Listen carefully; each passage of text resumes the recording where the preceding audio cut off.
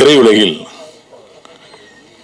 நடிகனா பேசுறதா எழுத்தாளனா பேசுறதா ஒரு குழப்பத்தில் இருந்தேன். எழுத்தாளனா பேசிடுறேன். ஏன்னா இப்போதான் லேட்டஸ்டாக எலெக்ஷனில் தென்னிந்திய திரைப்பட எழுத்தாளர் சங்கத்தில் இணைச்செயலாளராக வெற்றி பெற்றிருக்கேன். அதனால் எழுத்தாளராக பேசிடுவோம். உங்களுக்கு கிறிஸ்டியன் மதத்தை பற்றி தெரியும் நினைக்கிறேன். அதில் ஈஸ்டர்னு ஒரு பண்டிகை வரும். அந்த பண்டிகை அன்னைக்கு அந்த ஹால் முல்லாம் இருட்டாயிடும். பக்தரெல்லாம் கையில் மெழுகுவத்தி வச்சுருப்பாங்க. பாசான்னு சொல்லக்கூடிய ஒரு மெழுகுவத்திலேருந்து அந்த ஒளி மற்ற ஒளிகளுக்கு ஒளிபரப்பப்படும். அப்படி இப்படி இருட்டாக இருக்கும்போது அந்த ஒரு வழி யார் எடுத்துகிட்டு வருவான்னு வெயிட் பண்ணிட்டே இருப்போம். அந்த ஒரு வழி கிளம்பி இன்னொரு கையில் கொடுக்கும். அது கரெக்டாக 5 நிமிஷத்தில் 1000 திரிகளை வெளிச்சமாக்கணும். அந்த ஒரு ஒளியாக உங்களை நான் பார்க்குறேன். நீங்கள் தான் இங்கே திருமாவில் இருக்கிற அத்தனை பேருக்கும் ஒரு ஒளியாக இருந்து ஒளியை பரப்பப்பட்டீங்க. தென்னிந்திய திரைப்பட எழுத்தாளர் சங்கம், இதாவது தென்னிந்திய திரைப்பட பத்திரிகையாளர் சங்கம்னு சிஸ்டர் சொல்லிட்டே இருந்தாங்க. பத்திரிகை தொடர்பாளர் சங்கம், பத்திரிகையாளர்கள் தான் அவங்களுக்கு தொடர்பு படுத்தி இதை நியூஸை போடுங்கன்னு சொல்றதே அவங்க தான். ஆமா, நீங்க நிறைய முறை அர்த்தம் சொன்னீங்க சார். அதாவது நான் விருதுநகரில் பிறந்து காலேஜில் படிச்சுட்டு இன்னைக்கு நான் ரவி மரியா விரிவுரையாளர் அப்படின்னு ஒரு போர்டு தான் எங்கள் வீட்டுக்கு முன்னாடி தொங்கி இருக்கும். இன்னைக்கு தமிழர்கள் எங்கெல்லாம் இருக்காங்களோ அங்கெல்லாம் ரவி மரியா இவன் தான் சொல்ல வச்ச பெருமை இந்த பத்திரிகை தொடர்பாளருக்கு சாரும். அவங்களுக்கு எத்தனை முறை நன்றி சொன்னாலும் இன்னைக்கு நம்முடைய மாண்புமிகு முதலமைச்சராக இருக்கிற திரு சி ஜோசப் விஜய் அவர்கள் முதல்ல நடிக்க வராரு. என் பையனை அறிமுகப்படுத்த போறேன், இந்த நியூஸை பத்திரிகை கொடுத்துருங்கன்னு உங்கள்ட்ட தான் எஸ் சந்தர் சார் ஃபர்ஸ்ட் ஒப்படைச்சிருப்பாரு. உங்க கைராசி இன்னைக்கு அவர் முதல்வராக இருக்காரு. நேற்று நைட்டு ஒரு பிளாட்ஃபார்ம் கடையில் நான் எப்பயுமே சாப்பிடுவேன், ரொம்ப டேஸ்டாக இருக்குன்னு சொல்லிட்டு நண்பரோட போய் அப்போ அந்த பிளாட்ஃபார்ம் வசிக்கிறதுல 10 வருஷம் பார்த்துட்டே இருக்கேன். அவர் சொன்னார், என்னண்ணே தாவிக்கல் இணைஞ்சிட்டிங்களாமே அப்படின்னு.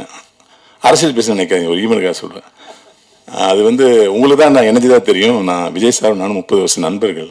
குஷி படத்தில் நான் அசோசியேட் இருக்கும்போது அப்படின்னு. அப்படியாண்ணே நானும் இணைஞ்சிட்டேன் அப்படின்னாரு. என்ன இணைன்னு இணைஞ்சிக்கலாம்? இல்லைண்ணே, கடந்த ஆட்சியில் கவுன்சிலருக்கு 500 ரூபாய், போலீஸுக்கு 500 ரூபாய், டெய்லி 1000 ரூபா கொடுத்து மாதம் 30,000 ரூபாய் கப்பம் கட்டிட்டு இருந்தேன். என்னைக்கு விஜய் சார் ஆட்சிக்கு வந்தாரோ இன்ன வரைக்கும் மாதம் எனக்கு 30,000 மிச்சம் ஆயிட்டு இருக்கு அப்படின்னாரு. அவ்வளவு சிறப்பா இந்த ஆட்சி போகுது. சிவா சார் சொன்னாங்க, இந்த போலீஸ்ல எங்கேயுமே பெர்மிஷன் பிரச்சனை இல்லை, யாரும் காசு கேட்கறது இல்லை, எந்த தொல்லையும் இல்லைங்கன்னாரு. இதை நடிகனா நான் ஒரு 3 படத்துல பார்த்துட்டேன், நானே சாட்சி. இப்படி ஒரு அற்புதமான ஆட்சியை மக்களுக்கு கொடுத்துட்டு இருக்கீங்க சார். ஆனால் சினிமாவிலிருந்து போற ஒரு முதலமைச்சர், சினிமாவிலிருந்து போற எங்களுடைய துறை அமைச்சர் ராஜ்மோகன் சார் நான் நடிச்ச நான் சிரித்தால் படத்துடைய படத்துல நிகழ்ச்சி தொகுப்பு பண்ணி நினைக்கிறேன் சார். கொரோனாக்கு முன்னாடி நான் அன்னைக்கு ஒரு ஸ்பீச்சை கேட்கும் போது உண்மையிலே இவர் ஒரு நல்ல ஸ்பீச்சர் இருக்காரு, ஒரு நல்ல எதிர்காலம் இருக்கு, இப்படி சினிமாவிலேயே ட்ரை பண்ணிட்டு இருக்காருன்னு நினைச்சேன். ஆனால் காலம் உங்களை சரியான இடத்துல சேர்த்து இன்னைக்கு அமைச்சராகிருக்கு சார். காலத்திற்கும் இயற்கைக்கும் ரொம்ப நன்றி சார். எங்களுடைய கோரிக்கை ஒன்று தான் சார். வருடம் விருதுல 7 வருடம் 8 வருடம் சேர்த்து கொடுக்கப்படுது. சிறந்த நடிகர், சிறந்த தொழில்நுட்ப கலைஞர்கள், சிறந்த இயக்குநர்கள் இப்படின்னு எப்பயுமே 8 வருஷம் 5 வருஷம் சேர்த்து தான் கொடுக்குறாங்க. சம்டைம் அந்த அவார்டு வாங்குறவங்க நோம்பு இல்லாம கூட போயிடுறாங்க சார். இப்ப நீ எனக்கா இல்லை, எங்களுக்காக ஒன்று பண்ணணும். வருடம் அந்த வருடம் முடிஞ்சு ஜனவரி மாதம் பிப்ரவரி மாதத்துக்குள்ள அடுத்த வருடத்துக்கான அவார்டை உடனே அனௌன்ஸ் பண்ற மாதிரி ஒரு குழுவை அமைத்து வருஷம் உடனே கிடைக்கணுங்கிற மாதிரி பண்ணணும் சார். ஏன்னா அப்பொழுதுதான் அந்த படத்துக்கான மரியாதை, அந்த நடிகனுக்கான மரியாதை, அந்த தொழில்நுட்பமான மரியாதை கிடைக்க நான் விரும்புறேன். 5 வருஷம் இந்த படத்தை நீங்க பண்ணீங்களா, வாழ்த்துக்கள் பாஸ் பண்ணும்போது அந்த கிக்கே குறைஞ்சிருது. ஸோ விருதுகளை மட்டும் அப்பப்போ வழங்கணும். எழுத்தாளர் சங்கமா என்னுடைய கோரிக்கையில என்னன்னா, நம்ம தலைவர் சொல்லிட்டாரு, நான் எழுதி உங்கள்கிட்ட கொடுக்குறேன்னாரு. அவங்க கொடுப்பாங்க. தமிழ் துறைகளுக்கு உண்மையிலேயே ஒரு வார்த்தை சொன்னாங்க யாரும், இந்த பீரியட்ல தமிழ் திரையுலகம் தப்பிக்கலாம், வேறு எந்த பீரியட்லையுமே தப்பிக்க முடியாதுன்னு சொன்னாங்க. ஏன்னா நம்மிடம் இருந்தவர், நம்மளுடைய நட்பாக இருந்தவர் இன்னைக்கு முதலமைச்சராக இருக்காரு. இந்த துறையை காப்பாத்துறீங்கன்னா தமிழ்நாட்டில் உள்ள அத்தனை துறையும் நீங்க காப்பாற்றுதான் அர்த்தம் சார்.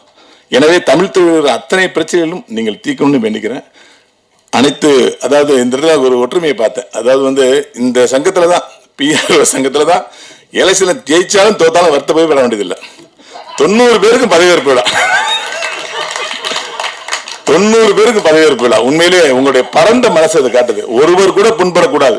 என்னுடைய ஃபர்ஸ்ட் படத்துக்கு பிஆர் மௌன ரவி அண்ணன், அவரை கூட்டு அவரை ஹானர் பண்ணது, பொதுக்குழு உறுப்பினராக்குனது, அமைச்சர் கீழே இறங்கி போய் அவர் நான் வரேன்னு சொல்லி போட்டோ எடுத்தது, இதெல்லாமே ரொம்ப சந்தோஷமா இருக்கு. இந்த நிகழ்வுலாம் பல வருஷம் நடக்காம இருந்துச்சு, இப்ப நடந்துட்டு இருக்கு. அனைவருக்கும் என்னுடைய மனமார்ந்த வாழ்த்து.